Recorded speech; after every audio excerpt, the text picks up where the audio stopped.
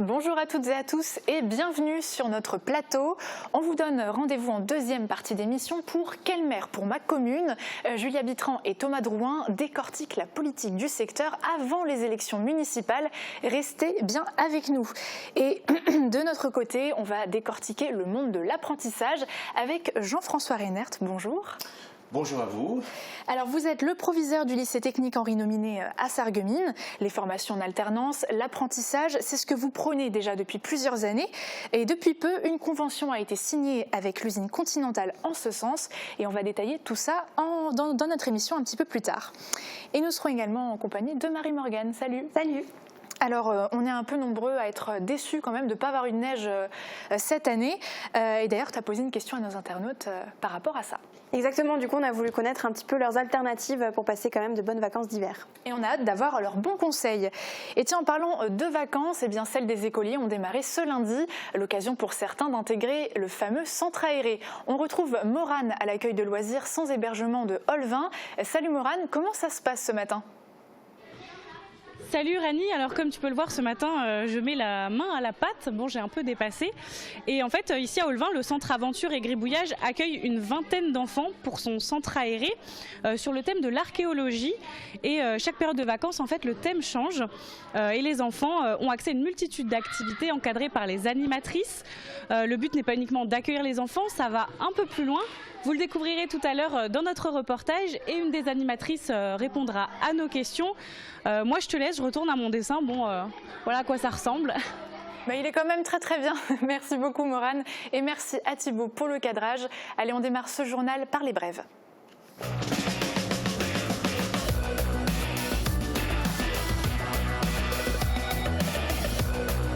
Roulez malin, prenez les transports en commun avec Cabus. 400 000 € de biens saisis. Un résident du pays de Beach a été écroué pour infraction économique et financière et élevage de chiens illégal. L'homme ne déclarait pas ses vrais revenus. 71 chiots ont été découverts à son domicile sans signe de maltraitance. L'enquête est toujours en cours pour déterminer la provenance des chiens, la durée du trafic et si le suspect avait des complices. La cour de la maison de l'enfant à Beach interdite d'accès jusqu'à nouvel ordre. Un affaissement a été détecté à l'extérieur, au niveau des casquettes du bâtiment. Des mesures ont été prises pour assurer la sécurité des enfants. Des étais ont été installés pour soutenir les éléments en bois. Un bureau d'études sera désigné par l'assureur pour déterminer la cause du sinistre. Un bilan de sécurité insatisfaisant pour 2019.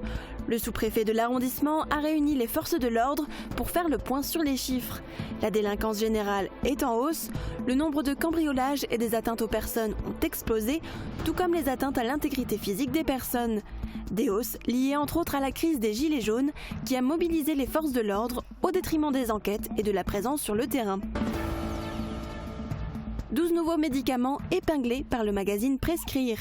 Il en liste au total une centaine qui seraient jugés plus dangereux qu'utiles avec des risques sanitaires. Smecta, Maxilaz ou encore des sirops pour la gorge ont été cités. Selon le magazine, il pourrait être à l'origine d'allergies, de troubles digestifs ou cardiaques. La liste complète est à retrouver sur le site prescrire.org. Allez, on prend le temps de regarder le ciel pour les prévisions de demain. C'est parti. Avec le Crédit Mutuel, partenaire des grands événements sportifs.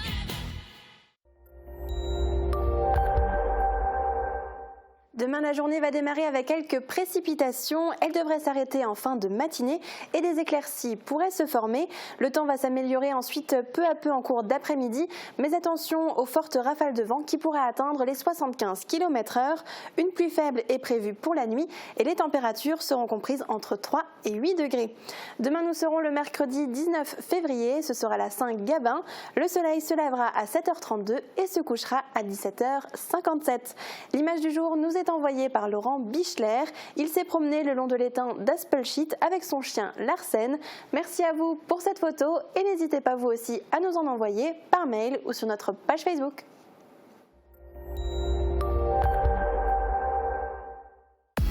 La collecte des déchets chez vous ou en déchetterie, un service pour tous au pays de Beach. Un élevage en apparence légal aux yeux des acheteurs et pourtant un éleveur du Pays de Bitche qui ne déclarait pas ses vrais revenus. La gendarmerie de Sarreguemines, le GIR Police de Metz et la section de recherche de Metz ont conjointement mené une enquête sur 1 an à ce sujet. 7 personnes ont été interpellées, 400 000 € de biens ont été saisis, dont une voiture de luxe, des comptes en banque garnis et 71 chiots ont été découverts. Le suspect est écroué pour non-justification de ressources. Une enquête ouverte à partir d'un délit routier. Alors, tout a commencé en fait suite à un délit routier. Oui, assez banal. Et lors de la perquisition, l'intervention au domicile de l'homme à l'auteur de ce délit routier, nous avons trouvé une forte somme d'argent liquide ainsi que plusieurs objets liés à des véhicules de luxe. En définitive, donc le 5 février, nous avons procédé à 7 interpellations. Sur ces 7 personnes interpellées, 5 ont été mises en examen et une a été placée en détention provisoire, donc le principal intéressé. Et par ailleurs, nous sommes rendus compte que cette personne avait un train de vie qui était bien supérieur à ce qu'elle déclarait, notamment aux services fiscaux. Et nous avons pu d'ores et déjà saisir pour une valeur de 400 000 € de biens qui sont à la disposition de la justice. Alors, nous avons saisi des véhicules, alors un véhicule de luxe, une Lamborghini, après des véhicules Audi Q5, voilà, divers véhicules avec une certaine valeur marchande.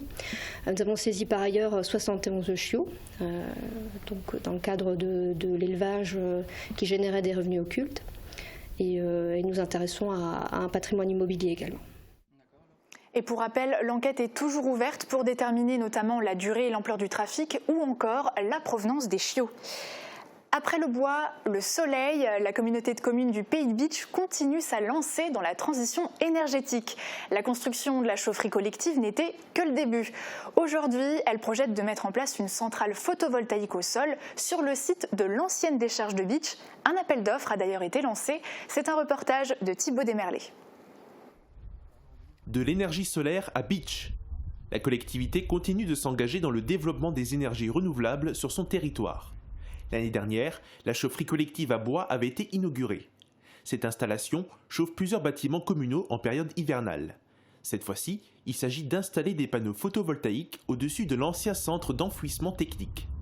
Situé derrière la déchetterie, le terrain occupe près de 9 hectares, dont 5 seraient exploitables pour la centrale. Le but est simple, fournir en électricité de 600 jusqu'à 1000 foyers. Pour mener à bien ce projet, l'intercommunalité a racheté cet espace auprès de la commune de Bitche en 2019. Un cahier des charges a été rédigé pour pouvoir lancer un appel à projet. Plusieurs entreprises potentielles ont manifesté leur intérêt. Alors, on a bien sûr effectué une étude de faisabilité avec des prestataires potentiels. Donc ces promoteurs sont déjà vus en partie le site et nous ont fait remonter la possibilité d'exploitation de ce site qui notamment n'a pas forcément d'autres vocations possibles et donc qui du coup est particulièrement intéressante pour nous puisque ça ne correspondra pas à de la consommation agricole puisque c'est aujourd'hui une friche qui ne peut pas être utilisée pour d'autres choses. Les candidats vont devoir prendre en compte 2 contraintes techniques. Les arbres autour de la décharge ne peuvent pas être enlevés. Ils maintiennent le massif de déchets en place. La deuxième est la présence de conduites sur le terrain qui évacuent les gaz et les lixiviates. Ce dispositif donne un double avantage, économie d'énergie d'un côté et une entrée d'argent avec le paiement du loyer par l'entreprise qui sera retenue. Elles auront jusqu'au 1er avril 2020 pour déposer leur offre.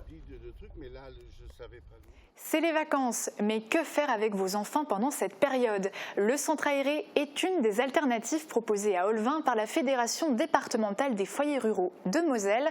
C'est un reportage de Morane Grandcola et Thibaut Desmerlet. Le centre aéré, pour certains d'entre nous, c'est déjà loin derrière. C'est aujourd'hui au tour des jeunes générations de goûter au plaisir des activités encadrées pendant les vacances scolaires.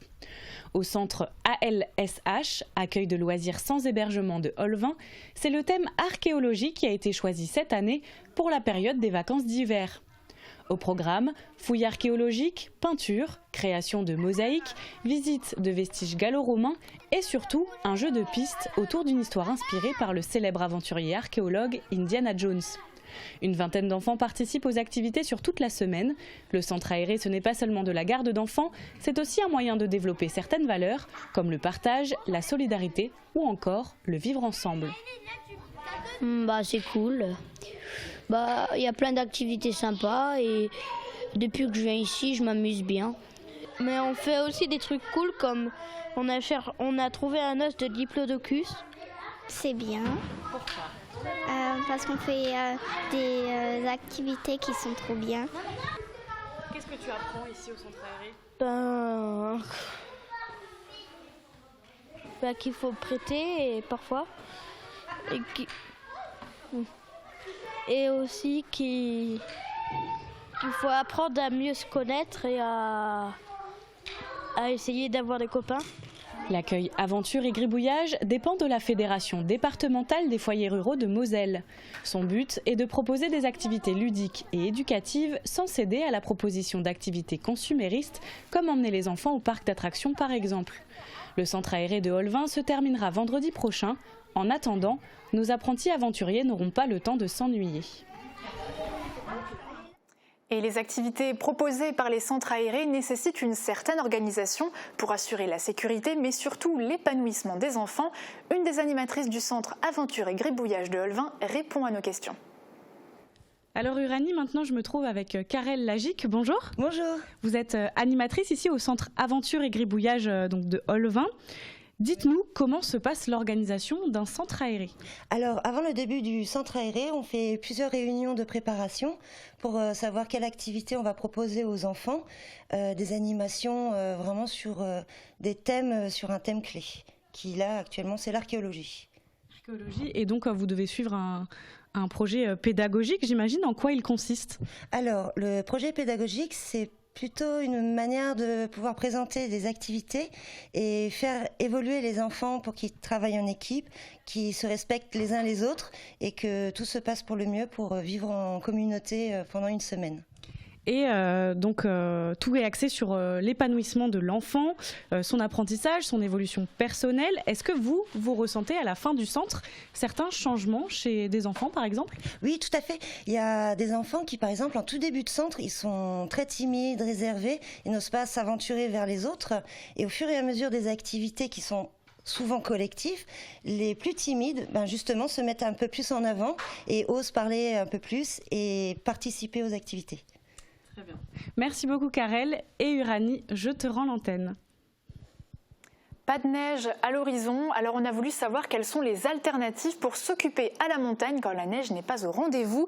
Marie-Morgane, qu'ont dit nos internautes ? Et oui, tu l'as dit, on a voulu connaître leurs alternatives pour s'occuper à la montagne quand la neige n'est pas là. René nous partage quelques idées, des randonnées, découvrir des cours d'eau, visiter les cascades, les rapides, mais tout en prévoyant des vêtements bien chauds pour la montagne. Alors c'est vrai que les températures sont très douces ces dernières semaines. Début février, l'intégralité du domaine skiable du massif des Vosges était fermée. La station de Gérardmer, elle, est fermée aujourd'hui en raison de la météo. Et à la station du Lac Blanc, seules 2 pistes sont ouvertes aujourd'hui. Alors à Gérardmer, toujours, la station a vu une partie de la neige tombée en décembre fondre complètement. Donc il a fallu trouver des solutions et ce que la mairie a mis en place, c'est d'apporter de la neige par camion. Et dans les Pyrénées, ils sont même allés encore plus loin parce que la neige a été apportée en hélicoptère. Donc solution assez originale. Et donc sinon il y a une autre solution pour trouver de la neige, c'est de partir un petit peu plus loin. C'est ce qu'a fait Valérie. Elle est partie en Autriche. Il y a pas mal de neige et le ski reste donc l'activité principale. Vous pouvez d'ailleurs profiter des belles photos qu'elle nous a envoyées. Et sinon, autre alternative pour être sûr d'avoir de la neige, c'est d'aller par exemple à Amnéville au Snow Hall. Eh bien oui, c'est vrai que c'est une bonne idée de sortie. En tout cas, merci beaucoup pour ta chronique. Et merci à notre internaute pour ces jolies photos qui donnent envie. On passe à la suite avec notre invité du jour, l'apprentissage comme véritable levier d'intégration et d'excellence professionnelle. Jean-François Reinert, est-ce qu'il faut encore le prouver aujourd'hui ? Alors effectivement, on a beaucoup avancé sur ce sujet, puis les pratiques que nous mettons en œuvre, les projets que nous déclinons vont véritablement dans le sens où l'apprentissage est une voie de formation d'excellence, tout comme peut l'être tout simplement une école d'ingénieur ou n'importe quelle autre formation. À chacun de trouver peut-être sa voie sur ce sujet, en se disant que le bonheur, pour y parvenir, écoutez, il n'y a peut-être pas qu'un seul chemin, et en tout cas c'est ce qui compte avant tout, être heureux. Notre interrogation quand on rencontre nos jeunes, c'est d'abord qu'est-ce que tu veux faire ? Qu'est-ce que tu veux faire de ta vie ? Comment tu peux dans ta vie être heureux ? Quels sont tes points forts ? quels sont évidemment tes points faibles et comment peut-on contrer ces points faibles en t'aidant un petit peu. Je pense que c'est un projet global. C'est un projet global qui admet une certaine diversité, le respect aussi de cette diversité, et qui peut permettre à tout un chacun de s'épanouir. Alors est-ce que concrètement dans les faits, là je parle de chiffres, hein, c'est toujours plus parlant, les jeunes apprentis ou ceux qui ont fait des formations en alternance arrivent à vraiment s'intégrer ? En matière d'intégration, il y a un chiffre qui est relativement parlant, effectivement, 87% des apprentis, donc tu sais nominer, donc 87% des apprentis ont un contrat de travail à l'issue de leur formation. Alors ça c'est le point le plus important. Par contre 100% de ces apprentis, 100% des apprentis qui font au bout de leur formation, ont une bonne connaissance de l'entreprise et une intégration au milieu économique qui est parfaite. Voilà, ça ce sont des éléments importants parce que c'est cette intégration et cette connaissance du monde économique qui va permettre l'embauche. Ce sont ces critères-là qui vont être les critères déterminants pour les entreprises qui recrutent. C'est ce qu'on appelle effectivement le côté, la connaissance, les compétences sociales aussi. Donc ces compétences sociales, on les acquiert aussi et parfaitement, de façon excellente en entreprise. Concrètement, les apprentissages qui fonctionnent le mieux ou alors les formations type BTS dans votre établissement, ce sont lesquelles ? Alors on a disons qu'on va dans deux directions. La première direction, on diversifie parce que traditionnellement l'apprentissage c'était des CAP, c'est devenu aussi des BTS et avec la loi liberté de choisir son avenir professionnel, c'est aussi des blocs de compétences, c'est-à-dire qu'on n'est plus obligé et on ne peut pas seulement préparer un examen. Donc il y a aussi d'autres façons de se former, particulièrement d'acquérir des blocs de compétences qui sont reconnus par le monde professionnel, le monde des entreprises. Puis on diversifie, on avait des apprentissages traditionnels, du type commerce bien entendu et restauration. Là nous avons développé depuis quelques années maintenant de l'apprentissage industriel. Parce que les industries demandent et il y a énormément de travail, d'opportunités dans ces entreprises, des opportunités de faire des belles carrières. On en a vu déjà quelques-unes. Un apprenti du nominé est à l'heure actuelle employé chez Michelin et c'est un apprenti c'est M. Brastenhofer, qui a été à l'image des initiateurs de cette diversification des parcours de formation, notamment vers les BTS industriels. Voilà. Alors on le sait, certains métiers peinent à recruter. Par exemple, l'usine Continentale à Sarreguemines est à la recherche de ses futurs techniciens de maintenance. La filière technique voit ses candidats diminuer et les profils sont donc très recherchés forcément. L'usine a donc décidé d'aller chercher ces maintenanciers de demain directement sur les bancs de l'école en signant un partenariat avec vous, avec le CFA Greta Henri Nominé. Regardez les images. Depuis septembre 2019, 4 apprentis maintenanciers ont rejoint les effectifs de l'usine. À raison d'une semaine sur 2, ils apprennent leur futur métier en suivant un planning construit sur mesure. Le constat, c'est qu'aujourd'hui, c'est difficile de trouver sur le marché du travail, donc c'est pas forcément local, c'est en France une généralité, de trouver des compétences en maintenance. Des agents de maintenance qualifiés sont tous en poste et aujourd'hui, sur le marché du travail, il y a très peu de personnes en recherche de ce type de métier.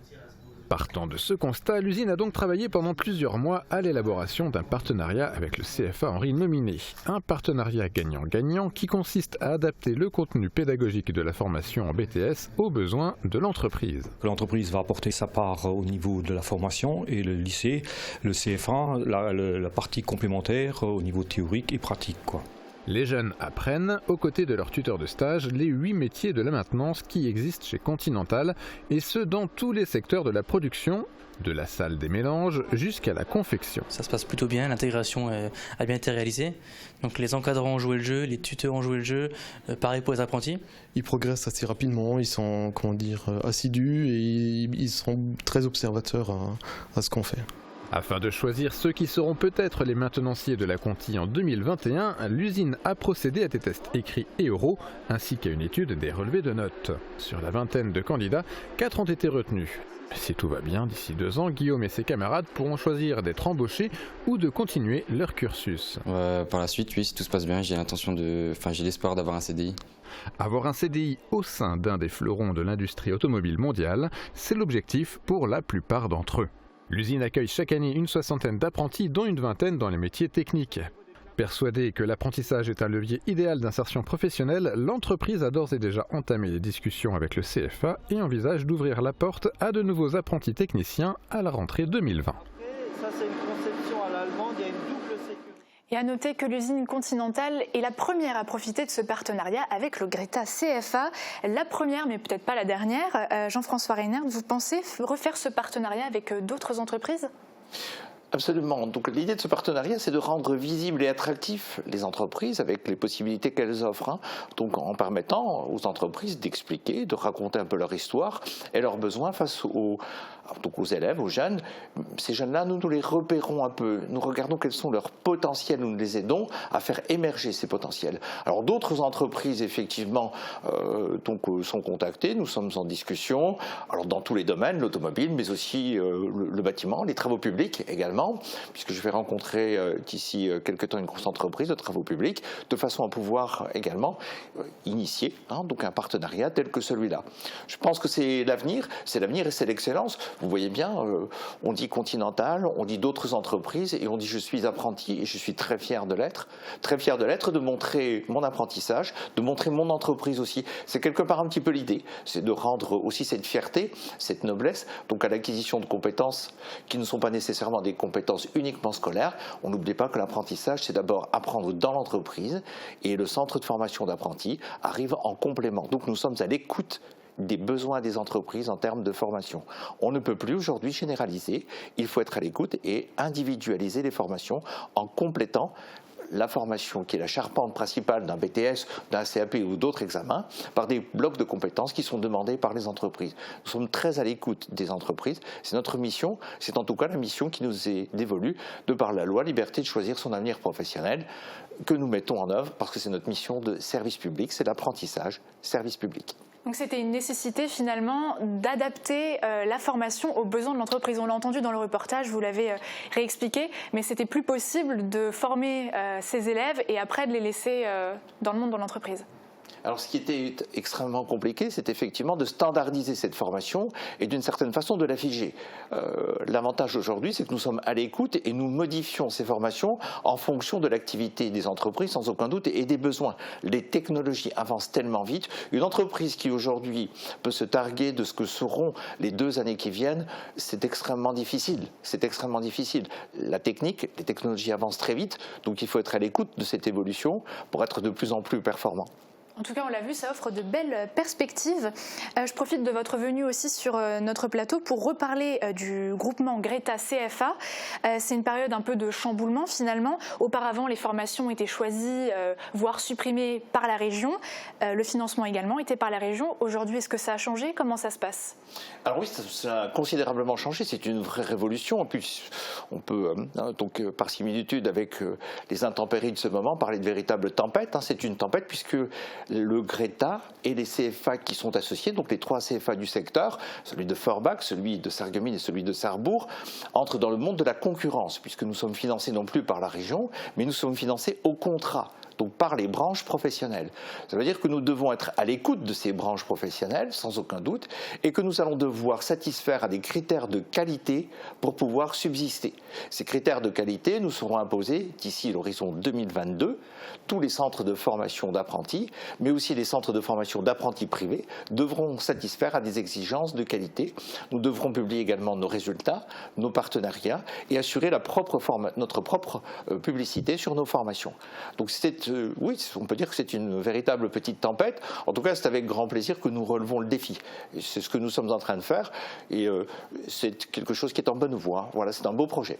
Et le défi de se distinguer, finalement, vous parliez de concurrence. Est-ce que c'est délicat aujourd'hui de se distinguer comme ça ? Non, au contraire, c'est stimulant.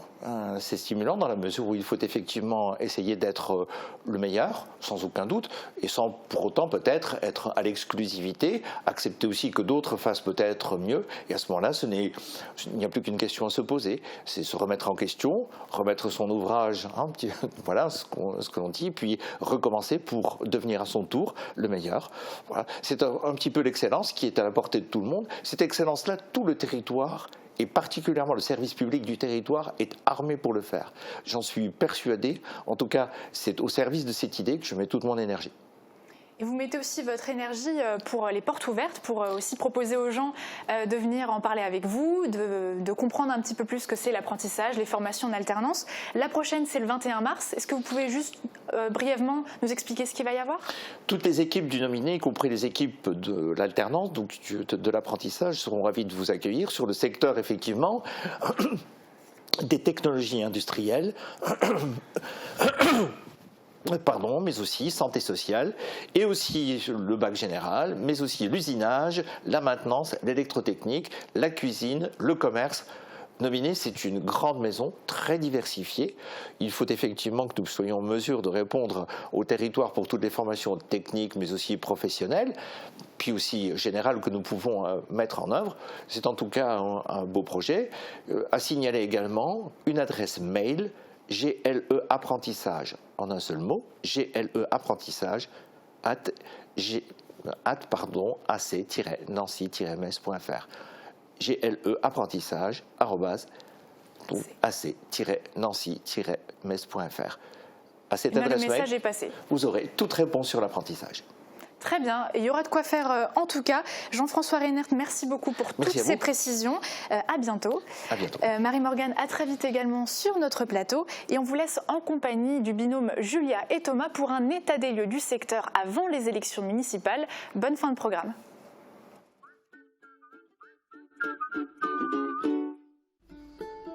Le saviez-vous? AVS Santé propose un service d'orthopédie et d'orthèse très complet. Camille Stella et Melvina Seda, diplômées d'État, vous offrent leurs solutions pour soulager vos déplacements.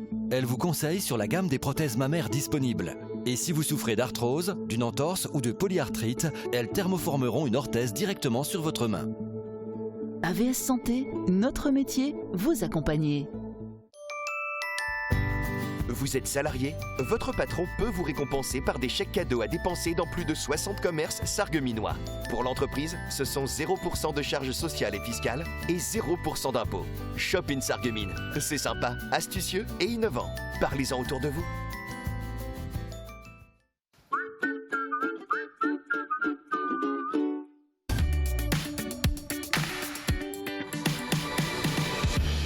Isolation thermique des murs par l'intérieur ou par l'extérieur, quels sont les avantages et les inconvénients? Isoler les murs reste l'une des priorités majeures pour améliorer le confort de son habitation, mais surtout pour diminuer ses dépenses énergétiques. Avoir des murs en pierre très épais chez soi ne veut pas dire bonne isolation. Pour réduire les pertes de chaleur, il est possible de réaliser une isolation thermique des murs par l'intérieur. Ainsi, l'aspect extérieur du bâtiment est préservé. Cependant, celle-ci engendre une diminution de la surface habitable et ne permet pas d'éliminer les ponts thermiques. Malgré un coût plus élevé, l'isolation thermique par l'extérieur reste le procédé le moins contraignant et le plus efficace, car l'inertie des murs est conservée. De plus, sa continuité sur la paroi permet d'éliminer la quasi-totalité des ponts thermiques.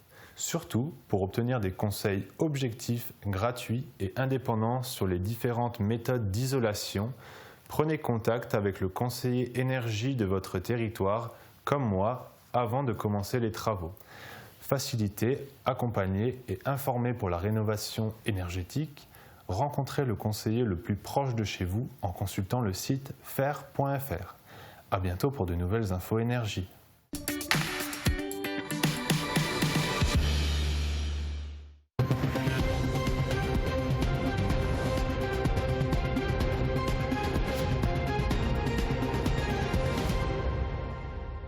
Bonjour à tous et coucou Thomas.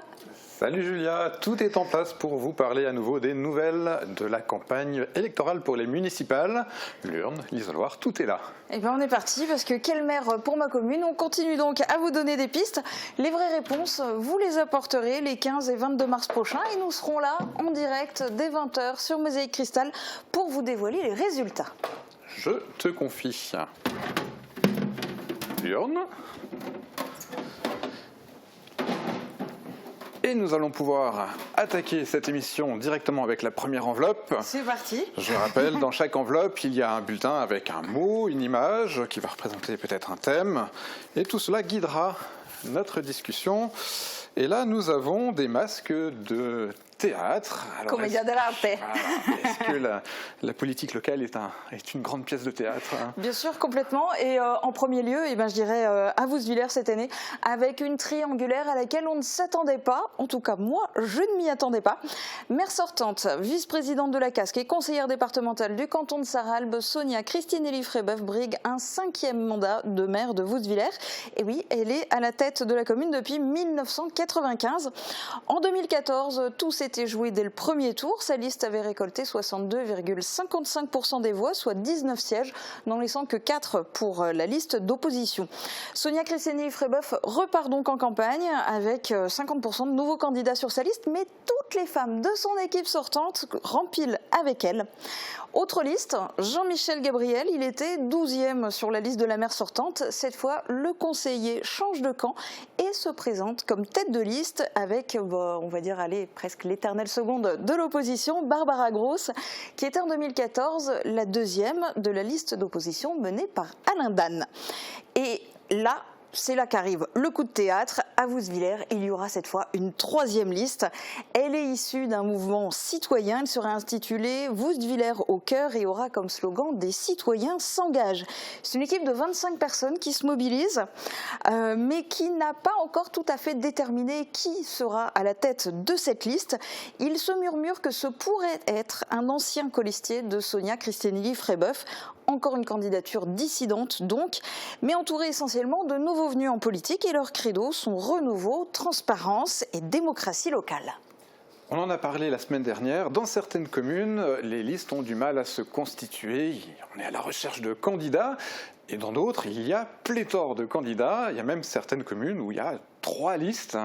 Ben oui, comme on vient de le voir à Wouswiller, mais à Montbronne, par exemple, le maire sortant, Francis Sido, alors lui, il est particulier parce qu'il est maire depuis 1977. Ça fait 43 ans. C'est le plus ancien maire de l'arrondissement. Il repart en campagne pour briguer un 8e mandat. Et son adjointe Anne Young repart avec lui. Mais il y aura aussi Charles Philippe qui va mener la liste avec nous. Prenons la main sur demain. Il était déjà candidat en 2014. Tout s'était joué dès le premier tour. Il avait obtenu 45% des voix, soit 4 sièges au conseil municipal. Mais sur le site internet montbronne2020.fr, ils ne sont pour le moment que ces 4 candidats, donc tous conseillers municipaux sortants issus de l'opposition. Et cette fois, il y aura une 3e liste à Montbronne. Elle est menée par l'adjoint sortant Manuel Mayer, qui a décidé de proposer une autre alternative basée sur le collectif et le travail d'équipe. Et donc, suspense garanti à Montbronne et fort probablement passage obligé par un second tour.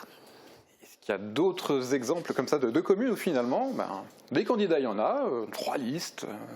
Alors ça sera peut-être aussi le cas à Bettwiller, c'est pas encore sûr. Mais en tout cas, le maire Stéphane Muller se représente avec une partie de son équipe sortante. Alors il y aura de la concurrence dans cette commune de 831 habitants seulement, puisque normalement il devrait y avoir 3 listes. Une autre liste sera menée par Raphaël Schaeffer. Elle est intitulée Ensemble, créons l'avenir et elle est particulièrement active sur Facebook. En même temps, c'est plutôt normal pour une liste qui prône la communication 2.0. En premier lieu, c'est vraiment son cheval de bataille.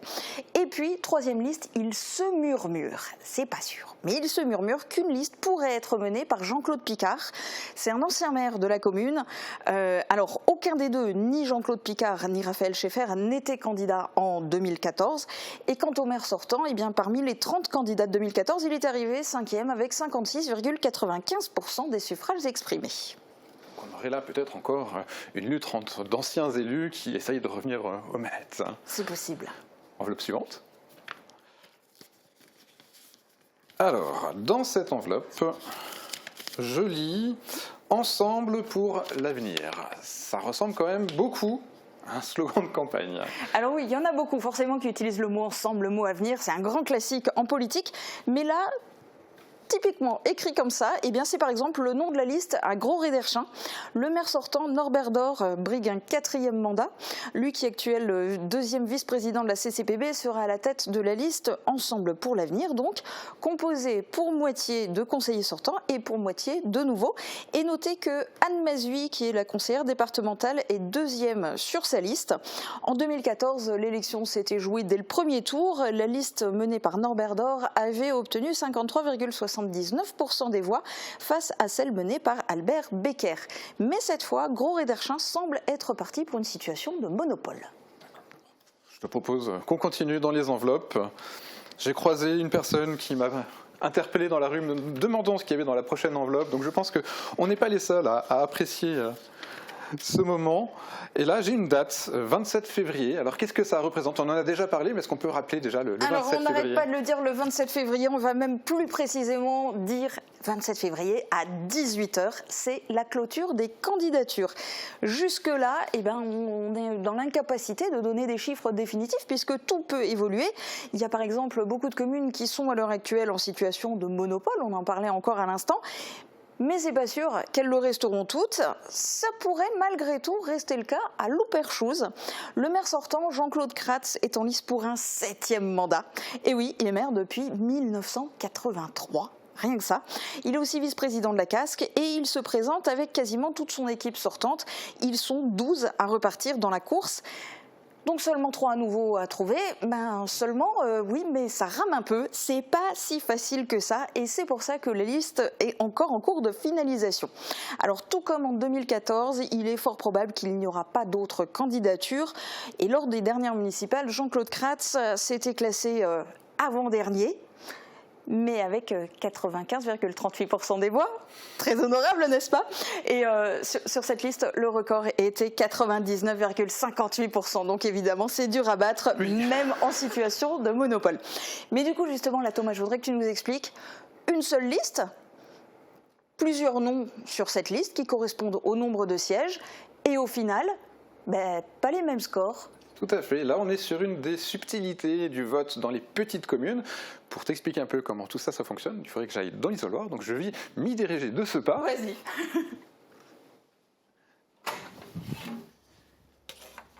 Voter au municipal, cela ne se passe pas de la même manière selon que l'on se trouve dans une commune de plus ou de moins de 1000 habitants. Dans les communes de plus de 1000 habitants, rappelez-vous, les candidats se sont présentés sur des listes complètes. Ce sont donc des bulletins avec ces listes que vous allez glisser dans l'enveloppe ou un bulletin blanc. Au niveau des listes, il n'est pas possible de rayer des noms ou d'en changer. Dans les communes de moins de 1000 habitants, l'électeur a par contre un peu plus de liberté. Il peut se saisir d'un crayon et avec celui-ci rayer les noms des personnes qui ne lui conviennent pas, ajouter des noms de candidats présents sur d'autres listes, voire même mettre 2 bulletins dans son enveloppe en ayant là aussi rayé des noms, car pour ce panachage, c'est le nom, il faut respecter 2 règles. On ne peut voter donc que pour des personnes qui se sont déclarées candidates et il faut que le nombre de noms présents sur le ou les bulletins dans l'enveloppe soit égal au maximum au nombre de sièges à pourvoir. Et maintenant, pour approfondir, regardons ce qui peut arriver dans certains cas rares. Dans une commune de moins de 1000 habitants, il se peut qu'il n'y ait pas assez de candidats pour pourvoir l'ensemble des sièges du conseil municipal. Dans ce cas précis, des candidats peuvent alors se présenter uniquement au second tour. Et si à l'issue des 2 tours, le conseil municipal n'a qu'un effectif inférieur aux 2/3 à l'effectif légal, il faudra convoquer de nouvelles élections partielles pour le compléter. Il est possible que personne ne se porte candidat ni au premier ni au 2e tour. Dans ce cas, c'est le préfet qui nomme une délégation spéciale qui administrera la commune et organisera de nouvelles élections dans un délai de 3 mois.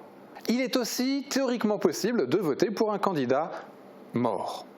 Car il n'est plus possible de modifier les listes une fois passée la période officielle de dépôt de candidature. Si une des personnes présentes sur la liste décède après le 27 février, son nom ne pourra pas être retiré.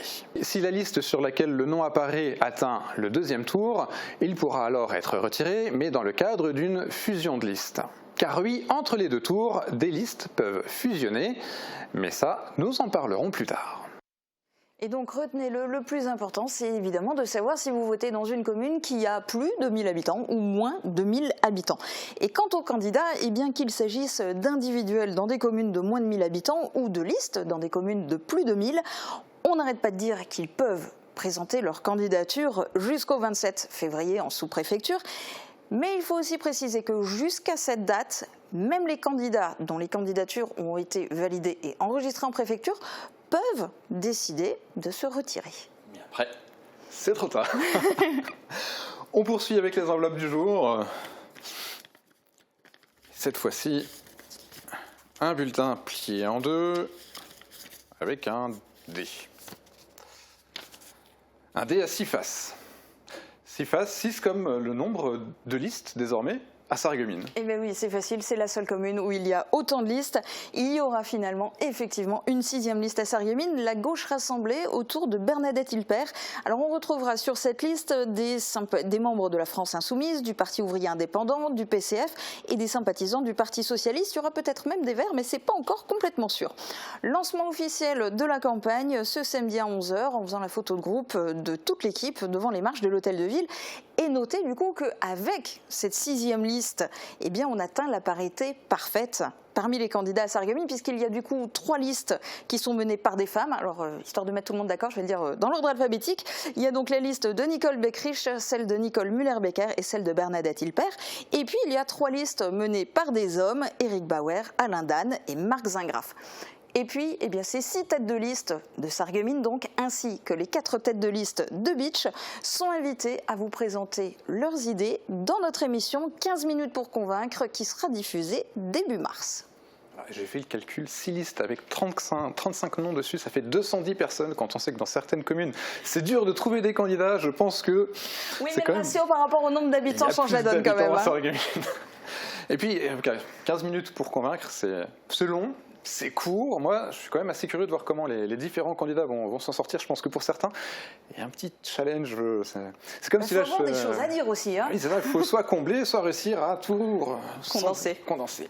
C'est comme si là, je te demandais, là, en 15 secondes, si tu voulais me présenter une commune. C'est un beau défi. Hein. Tu vois mon sourire qui vient de disparaître là, c'est impossible. 15 secondes, c'est complètement impossible. En plus, j'ai envie qu'on parle un peu des femmes. On n'en parle pas assez, malgré toutes les obligations de parité qu'il y a en politique. Il n'y en a pas encore suffisamment. Et je voudrais parler par exemple de Joël avec 2 LE, évidemment, à Rayerswiller. Et je ne le ferai pas en 15 secondes, je te le dis tout de suite. Alors dans cette commune, Gérard Kister est maire depuis seulement 2017. En fait, c'était suite à des élections partielles. Et il a décidé d'arrêter. Une liste intitulée L'Avenir Ensemble est menée par Joël 2LE, donc Joël V. Elle a été conseillère municipale en 2008, réélue en 2014. 3 autres conseillers sortants sont sur sa liste, dont 2 adjoints. Et au total, il y a 7 hommes et 4 femmes. Mais avec une femme à leur tête. Et pour le moment, eh bien, je n'ai pas eu d'autres décos, d'autres candidatures potentielles. En 2014, ils étaient 11 candidats pour 11 sièges et Joël Vess était classé 2e avec 90,17% des voix. Donc effectivement, les 15 secondes n'étaient absolument pas là, je le confirme. Non, mais moi, j'ai pas d'obligation. Moi, le temps de parole, je fais ce que je veux. Voilà, pour le 15 minutes pour convaincre, on sera beaucoup plus strict sur le temps de parole des candidats. Il ne faut pas se faire d'idées à ce niveau-là. On aura un petit chronomètre. Nouvelle enveloppe ? C'est parti. Nouvelle enveloppe. Oh, elle est un peu épaisse, celle-là. Ça doit être un bulletin assez grand avec une chaise. C'est vrai que le mobilier peut des fois avoir un rôle à jouer. Des fois, il faut rajouter des chaises autour des tables du conseil municipal. Des fois, il faut en retirer aussi. Mais complètement, ben oui. Si la commune a perdu des habitants, qu'elle est passée sous un seuil, ça peut arriver. Et c'est le cas dans l'arrondissement, par exemple, à Saint-Louis-les-Bitches. Alors là-bas, le maire sortant, Philippe Hennequin, arrête.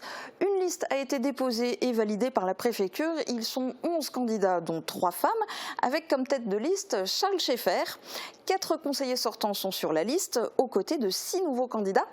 En 2015, ils étaient 15 candidats pour 15 sièges. Et bien oui, à l'époque, il y en avait 15. Cette fois, la commune est donc passée en dessous du seuil des 499 habitants. Et il n'y a du coup que 11 sièges à pourvoir. Et pour le moment, il n'y a pas d'autres candidatures connues.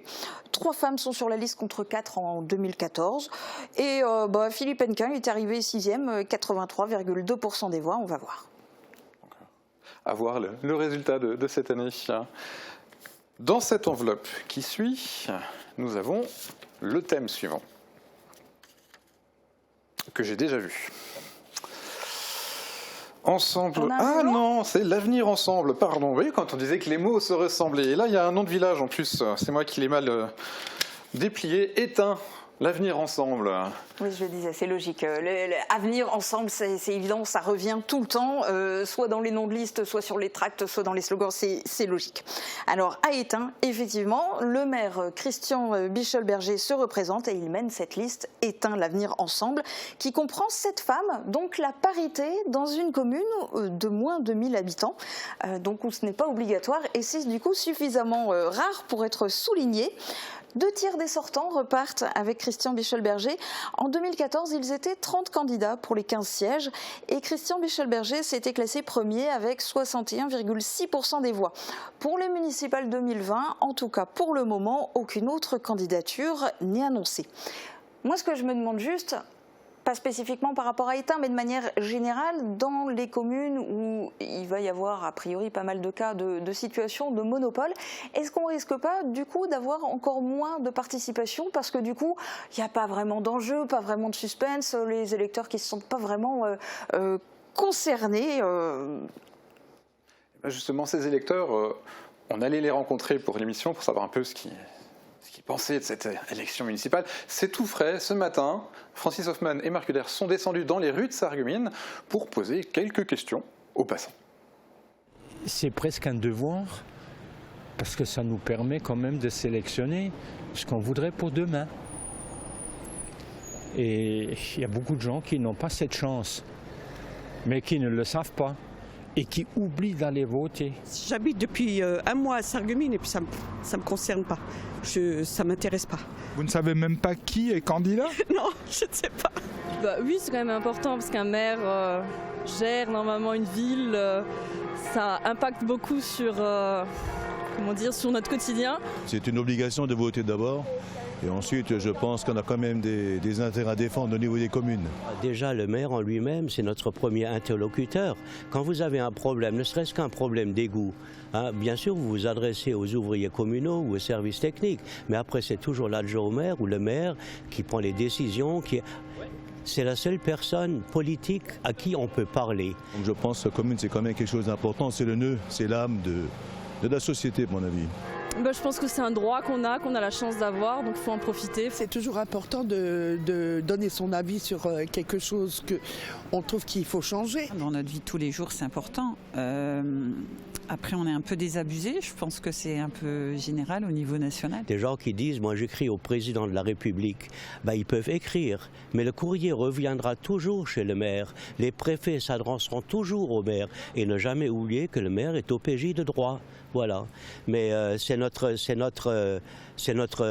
pilier, c'est notre ciment ici, et surtout à Sarreguemines. Il faut quelqu'un qui ait de la poigne, qui ait du caractère et qui sait écouter le peuple. Ce qui est vraiment intéressant, c'est qu'on se rend compte que le maire, c'est quand même quelqu'un d'important dans la vie des gens. Dans les différentes réponses, on l'entend. Les gens s'en sentent plus proches que d'autres niveaux politiques. Nouvelle enveloppe, nouveau bulletin. Oui, parce que le coup de l'enveloppe vide, tu me l'as fait une fois déjà. Je peux toujours le refaire.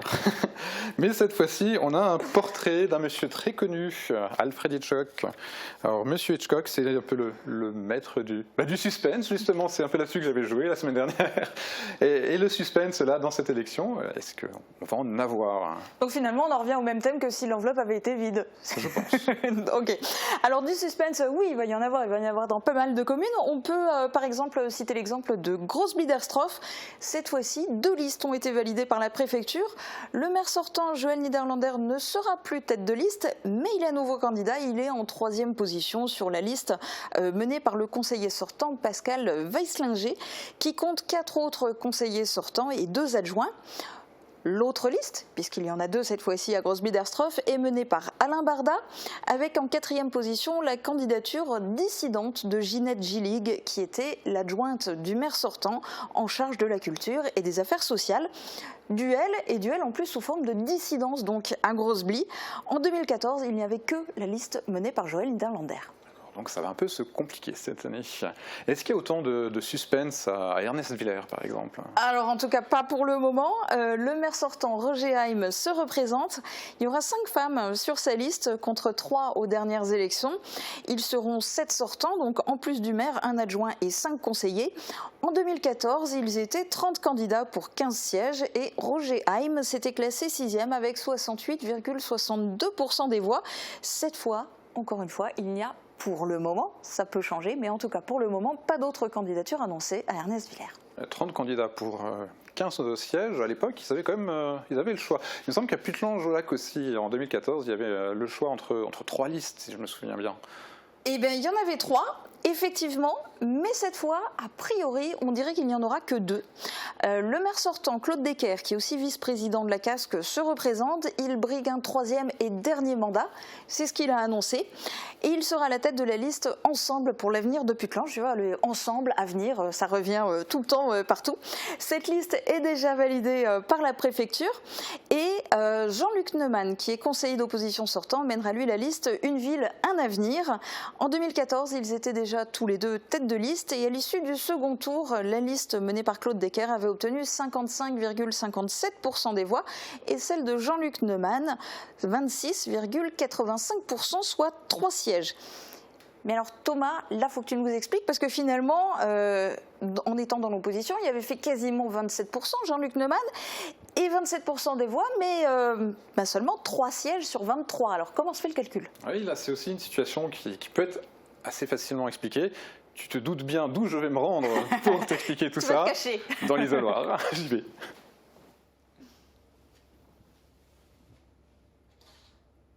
Sans sortir ma boule de cristal, je peux déjà vous dire qui va gagner les élections municipales.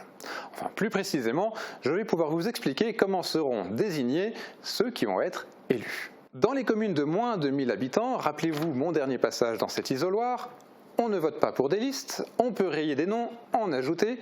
Au dépouillement, on va donc compter le nombre de voix par nom. Au premier tour, ceux obtenant plus de 50% des votes et plus de 25% du nombre d'inscrits sur les listes électorales sont élus. Un deuxième tour sera organisé pour pourvoir les sièges restants et à ce tour-là, il suffira d'avoir plus de voix que ses concurrents pour être élu. Et en cas d'égalité, c'est le plus vieux qui l'emporte. Du côté des communes de plus de 1000 habitants, on décompte les voix par liste. Une liste obtenant plus de 50% des voix et plus de 25% du nombre d'inscrits sur les listes électorales est déclarée gagnante. Elle obtient 50% des sièges à pourvoir. L'autre moitié est répartie à la proportionnelle entre les différentes listes ayant obtenu plus de 5%. Et donc, si vous suivez bien, vous avez compris que s'il y a plus de 50% d'abstention, il y aura un deuxième tour, quel que soit le score de la liste arrivée en tête. Et ce second tour, donc, seules les listes ayant plus de 10% des voix peuvent se maintenir. Cependant, les listes ayant, elles, obtenu 5% des voix peuvent fusionner avec les listes se maintenant. Là, on est sur de la cuisine électorale. Souvent, c'est un soutien officiel échangé contre quelques places bien placées sur la liste se maintenant. À l'issue de ce second tour, la liste obtenant le plus de voix est déclarée gagnante. Là encore, elle obtient 50% des sièges et l'autre moitié est répartie proportionnellement selon le résultat du second tour. La règle qui veut que le vainqueur obtienne 50% des sièges plus ceux répartis à la proportionnelle peut paraître déséquilibrée. Mais elle est là en fait pour s'assurer que le vainqueur obtiendra bien une majorité claire dans le futur conseil municipal. Notez bien que dans toutes les communes, qu'elles aient plus ou moins de 1000 habitants, les électeurs désignent le conseil municipal et pas le maire. Celui-ci sera élu lors du premier conseil municipal, mais cela, nous en parlerons plus tard. Et d'ailleurs, il y a même des cas où ce n'est finalement pas la tête de liste qui est élu maire par l'ensemble du conseil municipal. Oui, tout à fait.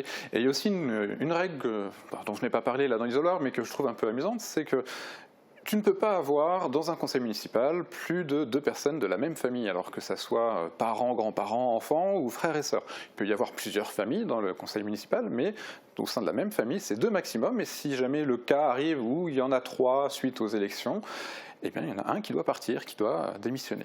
Et il tire à la courte paille, lequel s'en va? Ils doivent se mettre d'accord, et sinon il y a une liste qui est établie de toute façon, il y en a un qui partira quoi qu'il arrive. Ça fait partie des règles qu'on ne connaît pas forcément, mais qui sont intéressantes à... Non, mais c'est vrai que tout est très strict, codifié. À peu près tous les cas de figure ont été prévus, en tout cas normalement. Normalement. Je te propose qu'on passe sur l'enveloppe suivante. Oh, il est mignon, un sanglier. Alors, faut que tu m'aides. Alors, le sanglier, il apparaît sur le blason de Blies-Hébersin. D'ailleurs, sanglier, le Hébersin, le Héber de Hébersin, c'est sanglier en vieil allemand. D'accord, ouais, c'est recherché, c'est loin quand même. Non, sincèrement, je pense que là, avec juste l'image sans tes explications, j'aurais eu du mal. Ceci dit, à Blies-Hébersin, le maire sortant, Pascal Tarillon, se représente et il part avec une grande partie de son équipe. Il brigue un 4e mandat. Pour le moment, il n'y a pas de rumeur d'autres candidatures. En 2014, ils étaient 15 candidats pour 15 sièges. Pascal Tarillon s'était classé 11e, mais avec 92,14% des voix. Voilà. Est-ce qu'il y a d'autres communes qui sont un peu dans ce cas-là, au niveau de la casque, par exemple? Alors, il y en a plusieurs. On peut citer par exemple aujourd'hui l'exemple de Richelin. Le maire sortant, Sylvain Neugebauer, se représente. 2 adjoints et 4 conseillers repartent avec lui. Au total, il y a 3 femmes sur la liste, tout comme en 2014, où c'était la seule liste en course. Avec 95,62% des voix, Sylvain Neugebauer avait réalisé le 2e meilleur score de la liste. D'accord. On poursuit d'enveloppe en enveloppe. Ça ponctue l'émission. Et cette fois-ci, nous avons une étoile de shérif. Alors, c'est pas forcément le... On n'a pas de candidats américains, ils n'ont pas le droit d'ailleurs. Ça pourrait être intéressant aussi. C'est pas le Far West à Lambar, mais pourtant il va y avoir un duel, il me semble. Alors, est-ce qu'on sait déjà qui veut être shérif à Lambar, hein? Mais non, mais pas shérif, on élit des maires, Thomas, on est en France. Bref, à Lambar, le maire sortant, Jean-Paul Neu, a bouclé sa liste. Elle comprend 6 femmes et 9 hommes. Le maire repart avec ses 2 adjoints. Tous ses autres colistiers, en revanche, sont des nouveaux. Et il y a une 2e liste. Eliane Fontaine a déjà déposé sa liste complète. En 2014, il y avait 30 candidats pour 15 sièges. Eliane Fontaine avait devancé le maire sortant en se classant 6e avec 60,53% des voix. Jean-Paul Neu avait lui aussi été élu dès le premier tour, mais classé 8e avec 54,89% des voix. D'accord. C'est la dernière. La dernière était vide la semaine dernière. Tu m'as dit que j'étais peut-être capable de le refaire. Mais tu es capable de tout, toi, de toute façon. Non. Par contre, c'est quelque chose qu'on a déjà eu aussi. C'est un panneau stop. Alors, un maire qui décide d'arrêter. Un autre exemple, sans doute. Un maire qui dit stop, il y a Haute-Villers par exemple, Christian Lafourcade, maire sortant et qui est aussi 8e vice-président de la CCPB, ne se représente pas. Grégory Hott, au conseil municipal depuis 2014, mènera une liste composée essentiellement de conseillers sortants. En 2014, ils étaient 15 candidats pour 15 sièges et pour le moment, c'est la même situation qui s'annonce pour ces municipales 2020. Mais comme on dit, on n'est jamais à l'abri d'une surprise d'ici la fin du mois. Et en 2014, c'est Grégory Hott qui avait réalisé le meilleur score, 90,54% des suffrages exprimés. C'est aussi un beau score. À chaque fois, quand on est sur ces petits villages, ça fait toujours des scores impressionnants. Bah oui. Il y a une commune où le maire n'arrête pas. C'est même quelqu'un qui a déjà une grande carrière politique derrière lui. C'est un vieux briscard de la politique locale, on pourrait dire. Absolument. À Ilsprich, c'est ça? Voilà, parce qu'on parlait tout à l'heure, par exemple, de Francis Sido à Montbronne, qui est maire depuis 1977. À Ilsprich, le maire sortant n'atteint pas ce record.